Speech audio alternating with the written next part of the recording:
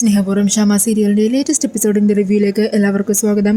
അങ്ങനെ ACP വരണ്ണും ആരതിക്കും സൂര്യക്കുമായിട്ട് ആ ഒരു CCTVയിലെ ദൃശ്യങ്ങളൊക്കെ കാണിച്ചു കൊടുക്കുന്നുണ്ട്.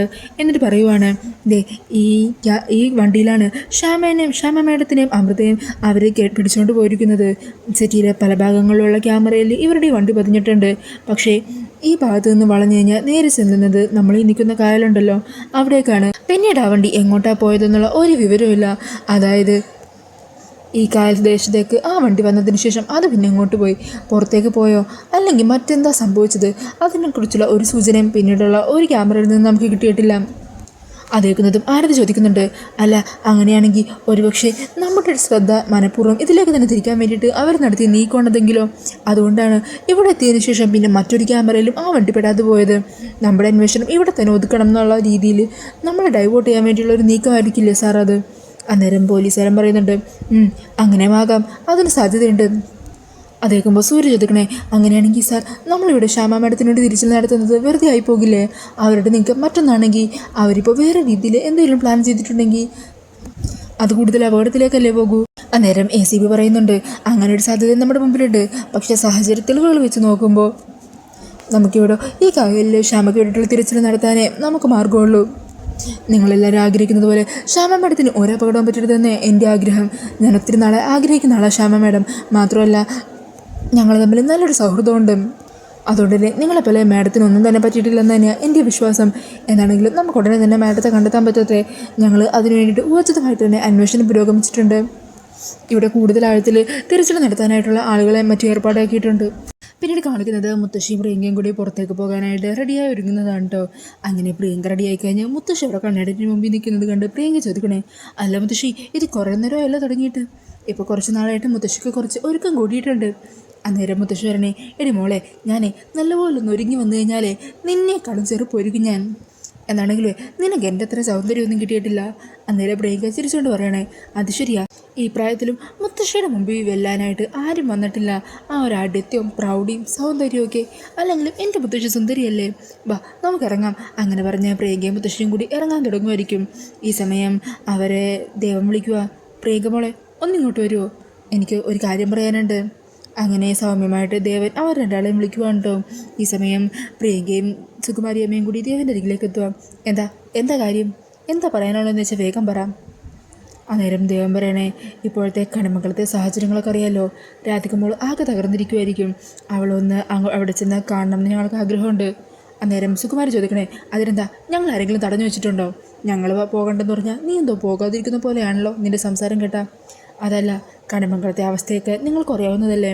അവരിപ്പോൾ വല്ലാത്ത ബുദ്ധിമുട്ടില്ല, സാമ്പത്തികമായിട്ട് ചില പ്രതിസന്ധികളൊക്കെ നേരിടുന്നുണ്ട്. അതുകൊണ്ട് അവർ മോൾക്ക് തന്ന 25 കോടി രൂപയുണ്ടല്ലോ, അതവർക്ക് ഈ ഒരു അവസരത്തിൽ തിരികെ കൊടുക്കുകയാണെങ്കിലും അത് അവരോട് ചെയ്യാൻ പറ്റുന്ന വലിയൊരു സഹായമായിരിക്കും. മോളത് തിരികെ കൊടുക്കണം. അത് കേൾക്കുന്നതും പ്രിയങ്ക ഞെട്ടലോടുകൂടി നിൽക്കുക. ഇവരിതെന്തൊക്കെയാണ് പറയുന്നത് എന്നുള്ള ഭാവമുണ്ടോ പ്രിയങ്കയുടെ മുഖത്ത്. ഈ സമയം സുകുമാരി പറയുക, അത്രേ ഉള്ളൂ പ്രിയങ്കെ, ആ പൈസ എല്ലാം നമ്മുടെ ബാങ്ക് അക്കൗണ്ടിൽ തന്നെ കിടക്കുന്നില്ലേ? നീ അതിൽ നിന്ന് അധികമൊന്നും ചിലവാക്കിയിട്ടല്ലോ? ഇല്ല, കുറച്ച് മാത്രമേ ചിലവാക്കിയിട്ടുള്ളൂ. അങ്ങനെയാണെങ്കിൽ നീ ഒരു കാര്യം ചെയ്യ്, എത്രയും പെട്ടെന്ന് തന്നെ അത് അവരുടെ അക്കൗണ്ടിലേക്ക് തന്നെ തിരിച്ചിട്ട് കൊടുക്ക്. നമ്മളായിട്ട് ആരുടെയും ജീവിതം നശിപ്പിച്ചു എന്ന് പറയുന്നത് കേൾക്കണ്ടല്ലോ. അങ്ങനെ മുത്തശ്ശിയുടെ വാക്കുകൾ കേൾക്കുന്നതും പ്രിയങ്ക അന്തം വിട്ട് നിൽക്കുക. ഈ മുത്തശ്ശിക്ക് ഇതെന്ത് പറ്റി, കിളി പോയോ എന്നുള്ള മട്ടിൽ നിൽക്കുവാണ് കേട്ടോ പ്രിയങ്ക. അന്നേരം മുത്തശ്ശിയുടെ ആ വാക്കുകൾ കേട്ട് സന്തോഷത്തോടു കൂടി നിൽക്കുവാണ് കേട്ടോ ദേവനി യശോദയൊക്കെ. യശോദ പറയണേ, എന്നാലും അമ്മയിൽ നിന്നും ഒരിക്കലും ഈ ഒരു രീതിയിലുള്ള സമീപനം ഉണ്ടാകുമെന്ന് ഞാൻ സ്വപ്നത്തിൽ പോലും വിചാരിച്ചില്ല. സന്തോഷമേ. അന്നേരം ദേവൻ പറയണേ, എന്നാലും അമ്മ ഞങ്ങളുടെ സങ്കടം കണ്ടിട്ട് ഇങ്ങനൊരു തീരുമാനം എടുത്തല്ലോ. എത്രയൊക്കെ ദേഷ്യം പുറമെ കാണിച്ചാലും ഉള്ളിൻ്റെ ഉള്ളിൽ ഒരു മനസ്സിലുണ്ടല്ലോ, അത് മതി. അമ്മയ്ക്ക് മുമ്പിൽ ഞാൻ തൊഴിലുകളോടെ നിൽക്കാം എന്ന് പറഞ്ഞ് ദേവൻ കൈകൂപ്പി നിൽക്കുവാണ്. ഈ സമയം അത് കണ്ട് മുത്തശ്ശി ചിരിച്ചുകൊണ്ട് പറയണേ, എടാ മണ്ട, നീ ഇങ്ങനെ ഇത്ര മണ്ടനായി പോയല്ലോ. അല്ലെങ്കിൽ തന്നെ ഞാൻ ഇങ്ങനെ നിന്നെ സുഖിപ്പിക്കാൻ പറഞ്ഞതൊക്കെ കേട്ട് നീ അതെല്ലാം വിശ്വസിച്ച് പോയല്ലോ. ഇതേ എൻ്റെ പ്രിയങ്കമ്മളുടെ പേര് കിട്ടിയ പണോ? ഇതിൽ നിന്ന് ഒരു തുള്ളി പൈസ പോലും ആർക്കും ഞാൻ കൊടുക്കാൻ ഉദ്ദേശിച്ചിട്ടില്ല. പ്രത്യേകിച്ച് ആ കണിമംഗലത്തുള്ളവർക്ക് അവരുടെ നാശം കാണാനാണ് ഞങ്ങൾ കാത്തിരിക്കുന്നത്. അവരിനി എല്ലാം നഷ്ടപ്പെട്ട് തെരുവിലേക്ക് പിച്ചച്ചട്ടിയായിട്ട് ഇറങ്ങിയാൽ പോലും ഞങ്ങളെ ഒരു കൈസഹായം പോലും ചെയ്യില്ല. ഞങ്ങളെ അത്രക്കധികം ദ്രോഹിച്ചവരാ ആ കുടുംബം. ഈ സുകുമാരിയുടെ കണ്ണീര് വീണിട്ടുണ്ട് ആ കുടുംബത്തിൽ. എൻ്റെ മോളുടെ സ്വപ്നങ്ങളെല്ലാം ചവിട്ടി മെതിച്ച കുടുംബം അത്. അവരനുഭവിക്കട്ടെ. അതെ, ഇനി ഇതുപോലുള്ള നിസ്സാരമായിട്ടുള്ള കാര്യങ്ങളൊക്കെ പറയാനേ ഞങ്ങളെ വിളിക്കരുത് കേട്ടല്ലോ. ഞങ്ങളെ ഒരു കാർ എടുക്കാൻ വേണ്ടി പോകുവാണ്. മാത്രമല്ല ഞങ്ങളുടെ സിനിമ കമ്പനിയുടെ പ്രൊഡക്ഷൻ്റെ ബിസിനസ്സുകളും മറ്റു കാര്യങ്ങളൊക്കെ തകൃതിയായിട്ട് നടന്നുകൊണ്ടിരിക്കുക. അതിൻ്റെ തിരക്കിലുണ്ട്. ആ ഇടയ്ക്ക് ഇതുപോലുള്ള കാര്യങ്ങൾ കേൾക്കാനും അതിനെക്കുറിച്ച് അഭിപ്രായം പറയാനും ഞങ്ങൾക്ക് തീരെ താല്പര്യമില്ല എന്ന് പറഞ്ഞ് അവർ രണ്ടാളും അവിടെ നിന്നും പോകുവാണ്. ഈ സമയം ദേവൻ സങ്കടത്തോട് പറയണേ, അവരോട് അങ്ങനൊരു കാര്യം ചോദിച്ചാൽ എന്നെ വേണം പറയാനായിട്ട്, അല്ലെങ്കിൽ അവരിൽ നിന്നും ഇത്തരത്തിലുള്ളൊരു പ്രതികരണം ഉണ്ടാകൂ. അതെല്ലാം അറിയാമായിരുന്നിട്ടും ഞാൻ എന്തിനാ അത് ചോദിക്കാൻ പോയത് എന്നും പറഞ്ഞ് ദേവൻ സങ്കടത്തോടെ നിൽക്കുവാണ്. അന്നേരം യശോദ പറയുന്നുണ്ട്, രാധികമ്മളുടെ കാര്യം ഓർക്കുമ്പോൾ വല്ലാത്തൊരു സങ്കടം. അവളെ ഒന്ന് കാണാൻ പോകണ്ടേ? എന്തിനാടോ? നമ്മൾ എങ്ങനെ അങ്ങോട്ട് പോകും? അവൾ എന്തു പറഞ്ഞ് ആശ്വസിപ്പിക്കും? നമുക്ക് ശ്യാമമ്മയടുത്ത് എത്രയും പെട്ടെന്ന് തിരികെ എത്തിച്ചു കൊടുക്കണമെന്ന് പ്രാർത്ഥിക്കാൻ മാത്രമല്ലേ പറ്റൂ. അങ്ങനെ പറഞ്ഞ സങ്കടത്തോടെ നിൽക്കുവാണ് ദേവൻ. പിന്നീട് കാണിക്കുന്നത് വരുണിൻ്റെ രാധികയുടെ റൂമാണ് കേട്ടോ. രാധിക അങ്ങനെ കട്ടിലിൽ കിടന്ന് മയങ്ങുമായിരിക്കും. ഈ സമയം വരുണാണെങ്കിൽ അരികെ തന്നെ കസേരയിട്ടിരുന്ന് രാധികയെ നോക്കി സങ്കടത്തോടെ ഇരിക്കുവാണ്. ഇതേസമയം രാധിക മനസ്സിലും തൻ്റെ അമ്മയെ താൻ തിരിച്ചറിഞ്ഞ ആ നിമിഷങ്ങളൊക്കെ ഉണ്ടല്ലോ അമ്പലത്തിൽ വെച്ച്, ആ നിമിഷങ്ങളും പിന്നീട് അമ്മക്കൊപ്പം ചെലവഴിച്ച ഓരോ സമയങ്ങളൊക്കെ ഓർക്കുവാണ്. അവസാനമായിട്ട് അമ്മയെ നഷ്ടപ്പെട്ട് ആ ഒരു കായൽക്കരയിൽ വെച്ച് അമ്മയുടെ ആ ഷോൾ ഉണ്ടല്ലോ, അത് കിട്ടിയ ആ കാര്യം കൂടി ഓർത്ത് ഞെട്ടി എഴുന്നേക്കുവാണ് രാധിക. അമ്മയെന്നും വിളിച്ച്. അന്നേരം വരുණ ഓടിച്ചില്ലണേ, എന്തു പറ്റി? എന്താ അമ്മയെ സ്വപ്നം കണ്ടോ? അന്നേരം രാധിക സങ്കടത്തോടെ ശ്യാമയുടെ കാര്യങ്ങൾ പറയുവാ. ദൈവങ്ങൾ എന്തിനവരോട് എന്നോട് ഈ ക്രൂരത കാണിച്ചത്? ഞാൻ എൻ്റെ അമ്മയെ സ്നേഹിച്ച് കൊതി തീർന്നിട്ടില്ലായിരുന്നു. അനാഥ എന്നുള്ള പേര് മാറി വന്നതാ. എന്നാൽ ദൈവങ്ങൾ എന്നിൽ നിന്നും എൻ്റെ അമ്മയെ തട്ടിയെടുത്തില്ലേ? എന്നെ വീണ്ടും അനാഥയാക്കിയില്ല വരുൺ എന്നും പറഞ്ഞ് സങ്കടപ്പെടുവാം. അന്നേരം വരുൺ പറയണേ, രാധികെ താനിങ്ങനെ സങ്കടപ്പെടാതിരിക്കും. അതിന് ശ്യാമമ്മേടത്തിനൊന്നും സംഭവിച്ചിട്ടില്ല. അവിടെ പോലീസുകാരൊക്കെ തിരച്ചിൽ നടത്തുന്നുണ്ട്. പക്ഷേ അവർക്ക് അവിടെ നിന്നൊന്നും കിട്ടാൻ പോകുന്നില്ല. കാരണം തൻ്റെ അമ്മക്കൊന്നും സംഭവിച്ചിട്ടില്ലെന്ന് എനിക്കറിയാം. നമ്മൾ ശ്യാമമ്മേടത്തെ കണ്ടെത്തും. വരണതൊക്കെ എന്നെ ആശ്വസിപ്പിക്കാൻ വേണ്ടി പറയുന്നതല്ലേ? ഞാൻ ആശ്വസിപ്പിക്കാനൊന്നും പറഞ്ഞതല്ല, ഇതാണ് സത്യം. താൻ നോക്കിക്കോ. അങ്ങനെയൊക്കെ രാധികയാരോ എന്ന് പറഞ്ഞ് ആശ്വസിപ്പിച്ച് നെഞ്ചോട് ചേർക്കുവാണ്ടോ വരുൺ. പിന്നീട് കാണിക്കുന്നത് പരമേശ്വരനും സൂര്യയും കൂടി സംസാരിക്കുന്നതാണ്. അന്നേരം പരമേശ്വരൻ പറയണേ, ശ്യാമയ്ക്ക് വേണ്ടി നടത്തുന്ന തിരച്ചിലുകൾക്ക് എന്തായി കാര്യങ്ങൾ? എന്തെങ്കിലും പ്രതീക്ഷയുണ്ടോ? അന്നേരം സൂര്യ പറയണേ, അവിടെ പോലീസുകാരെല്ലാവരും കൂടി തിരച്ചിൽ നടത്തുന്നുണ്ട്. പക്ഷേ ഇതുവരെ ഒന്നും കണ്ടെത്താനായിട്ട് കഴിഞ്ഞിട്ടില്ല.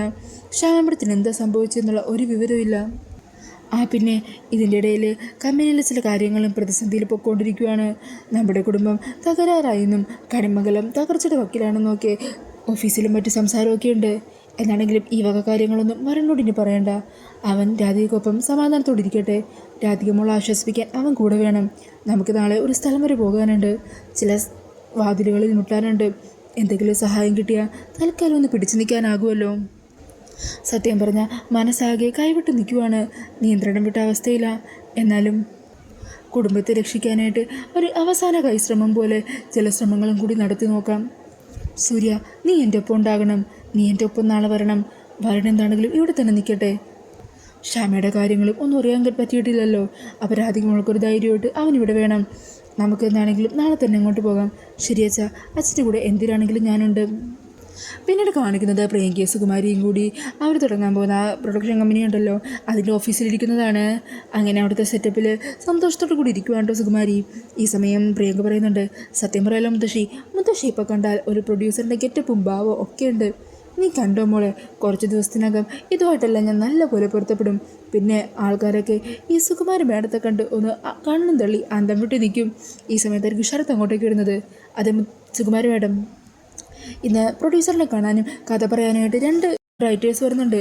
അങ്ങനെ 2 പേരുടെ പേരൊക്കെ പറയുക. അവന്മാരായാലും നമുക്കെന്താടാ, എന്താണെങ്കിലും വരട്ടെ, അവരുടെ കഥ ഒന്ന് കേട്ട് നോക്കാം. അന്നേരം പ്രിയങ്ക പറയണേ, എൻ്റെ മുത്തശ്ശി, ഇന്ന് സിനിമാ ലോകത്തെ ഏറ്റവും ഫേമസ് ആയിട്ടുള്ള 2 റൈറ്റേഴ്സ് അവർ വരാൻ പോകുന്നത്. അവരുടെ സിനിമകളെ എല്ലാം സൂപ്പർ ഹിറ്റുകളാണ്. ആക്ടേഴ്സൊക്കെ അവരെ കഥ എഴുതാൻ വേണ്ടി വിളിച്ചു വരുത്താറ് വരെയുണ്ട്. ഈ സമയം ശരത്ത് പറയണേ, മുത്തശ്ശി എന്നാണെങ്കിലും അവരോടൊന്ന് സൂക്ഷിച്ചും കണ്ടും വേണ്ട രീതിയിലൊന്ന് കൈകാര്യം ചെയ്യണം. പടം കത്തിയാലുണ്ടല്ലോ പിന്നെ ഇതുപോലെയുള്ള നിറയെ പടങ്ങളായിരിക്കും നമുക്ക് കിട്ടാൻ പോകുന്നത്. അവരോട് കാര്യങ്ങളൊക്കെ കണ്ട് സംസാരിച്ച് അവരെ കഥ എഴുതാൻ പറ്റിയ ഒരു അന്തരീക്ഷത്തിലേക്ക് പറഞ്ഞു വിടണം. അന്നേരം മുത്തശ്വരനെ, അവരെ നമ്മൾ കാശ് കൊടുത്ത് ചെയ്യുന്ന ജോലിക്കാരാ. അപ്പം നമ്മൾ പറയുന്ന സ്ഥലത്തിരുന്ന് അവർ കഥ എഴുതണം. എൻ്റെ മുത്തശ്ശി, അങ്ങനെയൊന്നും അല്ല. അവരെ ഉണ്ടല്ലോ അവരുടേതായിട്ടുള്ള ഫ്രീ ആയിട്ടുള്ള ലോകത്ത് വിടണം. എന്നാലേ അവരുടെ മനസ്സിൽ നിന്ന് നല്ല നല്ല കഥകളൊക്കെ വരുള്ളൂ എന്നൊക്കെ പ്രിയങ്ക പറയുവാണ്. ഈ സമയം ശരത്ത് പറയണേ, അവർ വന്നു എന്ന് തോന്നുന്നു, ഞാൻ ചെന്ന് അവരെ കൂട്ടിക്കൊണ്ടുവരാം. അങ്ങനെ ആ റൈറ്റേഴ്സിനെ 2 പേരെയും കൂട്ടിക്കൊണ്ടുവരുവാണ് കേട്ടോ ശരത്ത്. അങ്ങനെ അവർ മുത്തശ്ശിയോട് കഥ പറഞ്ഞുകൊണ്ടിരിക്കുവാണ്. ഈ സമയം അവർ പറയുന്നുണ്ട്, ഇത് നായകനും നായികയും തമ്മിലുള്ളൊരു പ്രണയകഥയാണ് ഈ സിനിമയിലൂടെ ഞങ്ങൾ ഷൂട്ട് ചെയ്യാൻ പോകുന്നത്. ഓ, പ്രണയകഥയോ? അതൊക്കെ കുറേ കണ്ടതാണ്. എന്താണെങ്കിലും നിങ്ങളുടെ കഥ ഒന്ന് കേൾക്കട്ടെ. വിദേശത്തൊക്കെ പോയി പഠിച്ച നായകൻ, അയാൾ വർഷങ്ങൾക്ക് ശേഷം പഠനമൊക്കെ പൂർത്തിയാക്കി നാട്ടിലേക്ക് തിരിച്ചു വരുവാണ്. മനു എന്നാണ് നായകൻ്റെ പേര്. അന്നേരം മുത്തശ്വരനെ, അയ്യടാ അത് കൊള്ളാലോ, നിങ്ങളങ്ങ് നായകനെയൊക്കെ തീരുമാനിച്ചാൽ മതിയോ? അപ്പോൾ പിന്നെ ഞങ്ങളെന്താ നോക്കി കുത്തിയായിട്ട് നിൽക്കണോ? അന്നേരം പ്രിയങ്ക പറയണേ, മുത്തശ്ശി ആ കഥാപാത്രത്തിൻ്റെ പേരാ പറഞ്ഞത് മനു എന്നും. ഓ, അങ്ങനെയായിരുന്നോ? എന്നിട്ട് അങ്ങനെ നാട്ടിലേക്ക് വന്ന നായകൻ നമ്മുടെ നായികയെ ആദ്യമായിട്ട് കണ്ടുമുട്ടുവാണ്. നായിക അത്യാവശ്യം നന്നായിട്ട് പാട്ടൊക്കെ പാടും. ആദ്യത്തെ അവരുടെ കൂടിക്കാഴ്ചയിൽ ചെറിയ രീതിയിലോടൊക്കെ ഉണ്ടാകുവാണ്. അങ്ങനെ അവരന്ന് പിരിയുന്നു. പിന്നീട് വീണ്ടും പലതവണ അവർ കണ്ടുമുട്ടുകയും പരസ്പരം അടുക്കുകയും അവർ പ്രണയത്തിലാവുകയും ചെയ്യുകയാണ്. ഇതിനിടയ്ക്ക് പുതിയൊരു ക്യാരക്ടർ വരുന്നത് ഈ നായകനെയും നായികയും തമ്മിൽ വേർപിരിക്കാൻ വേണ്ടി ഒരു പെൺകുട്ടിയും. അങ്ങനെ പറഞ്ഞ് അവർ കഥയായിട്ട് മുന്നോട്ട് പോകുന്നതും മുത്തശ്ശി പെട്ടെന്ന് നിർത്താൻ പറയണേ, നിർത്തടാ, ദേ മര്യാദയ്ക്ക് ഇപ്പം തന്നെ രണ്ടും കൂടി ഇവിടെ നിന്ന് സ്ഥലം വിട്ട് വേണം, അവൻ്റെയൊക്കെ ഒരു കഥ പറച്ചിലേ എന്നും പറഞ്ഞ് കാലിനുള്ളിൽ നിൽക്കുവാട്ടോ മുത്തശ്ശി. ഈ സമയം പ്രിയങ്കി ശരത്തും ഞെട്ടുവാ. എന്താ മുത്തശ്ശിക്ക് പെട്ടെന്ന് പറ്റിയത്? എന്തിനാ അവരോട് കഥ നിർത്താൻ പറഞ്ഞത് എന്നുള്ള മട്ടിൽ അന്തം വിട്ടു നിൽക്കുന്ന പ്രിയങ്കേനെയും ശരത്തിനെയൊക്കെ കാണിച്ചുകൊണ്ടാണ് കേട്ടോ എപ്പിസോഡ് തീരുന്നത്. പിന്നീട് നാളത്തെ എപ്പിസോഡിൻ്റെ പ്രൊമോയിൽ കാണിക്കുന്നത് അങ്ങനെ രാധികയാണെങ്കിൽ ഭക്ഷണമൊന്നും കഴിക്കാതെ തളർന്നു കിടക്കുവാണ് കേട്ടോ. ഈ സമയം മുത്തശ്ശി രാധികയ്ക്ക് കുടിക്കാനുള്ള കഞ്ഞിയുമായിട്ട് അരികിലേക്ക് ചെല്ലുവാണ്. രാധികയെ ഓരോന്നൊക്കെ പറഞ്ഞ് ആശ്വസിപ്പിച്ച് എന്തായാലും ഭക്ഷണം കഴിപ്പിക്കാൻ ശ്രമിക്കുവാണ് മുത്തശ്ശി. മോളെ, ആ കായൽക്കരയിൽ നിന്ന് ശ്യാമയുടെ ഒരു ഷോൾ കിട്ടിയെന്നല്ലേ ഉള്ളൂ, അല്ലാതെ ശ്യാമയോ അമൃതയോ അവിടെ നിന്ന് കണ്ടെത്തിയോ? ഇല്ലല്ലോ. ഇത്രയും നാളും ശ്യാമ മോളിൽ നിന്നും അകന്ന് നിൽക്കുമായിരുന്നില്ലേ, ഇപ്പോഴും അതുപോലെ നിൽക്കുവാന്നങ്ങ് വിചാരിച്ചാൽ മതി എന്ന് പറഞ്ഞ് രാധയ്ക്ക് ആശ്വസിപ്പിച്ച് ഭക്ഷണം കഴിക്കാൻ നിർബന്ധിക്കുന്നുണ്ടോ മുത്തശ്ശി. പിന്നീട് കാണിക്കുന്നത് പരമേശ്വരനെ സൂര്യയും പലരെയും സഹായത്തിനായി കാണുകയും അവരോടൊക്കെ സഹായം ചോദിക്കുകയും ചെയ്യുന്നുണ്ടെങ്കിലും എല്ലാവരും അവരെ ഈ ഒരവസ്ഥയിൽ ഒഴിവാക്കി വിടുകയാണ് കേട്ടോ ചെയ്യുന്നത്. അങ്ങനെ സൂര്യ അവരുടെ സ്വഭാവത്തിലുള്ള മാറ്റത്തിനെ കുറിച്ചൊക്കെ അച്ഛനോട് പറയുക. അത് കേട്ടിട്ട് അച്ഛൻ പറയണേ, പണവും പ്രതാപവും എല്ലാം നഷ്ടമായി കഴിഞ്ഞാൽ പിന്നെ ഇതുപോലുള്ള പ്രതികരണങ്ങളൊക്കെ ആയിരിക്കും സൂര്യ അവർക്കുണ്ടാവുന്നത്. അതിനാരെയും കുറ്റം പറയാനൊന്നും പറ്റില്ല. പിന്നീട് കാണിക്കുന്നത് ആറ്റുവാശ്ശേരിയിലേക്ക് പുതിയ കാറിൽ വന്നിറങ്ങുന്ന പ്രിയങ്കേനെയും സുകുമാരിനെയും ഒക്കെയാണ്. അപ്പോൾ ഇതൊക്കെയാണ് ലേറ്റസ്റ്റ് പ്രൊമോയിൽ കാണിക്കുന്നത്. ഈ ഒരു റിവ്യൂ ഇഷ്ടമായിട്ടുണ്ടെങ്കിൽ മറക്കാതെ വീഡിയോ ഒന്ന് ലൈക്ക് ചെയ്യണേ. ഇതുപോലുള്ള കൂടുതൽ റിവ്യൂസിനായിട്ട് ഈ ചാനലൊന്ന് സബ്സ്ക്രൈബ് ചെയ്തും കൂടി സപ്പോർട്ട് ചെയ്യണേ. താങ്ക്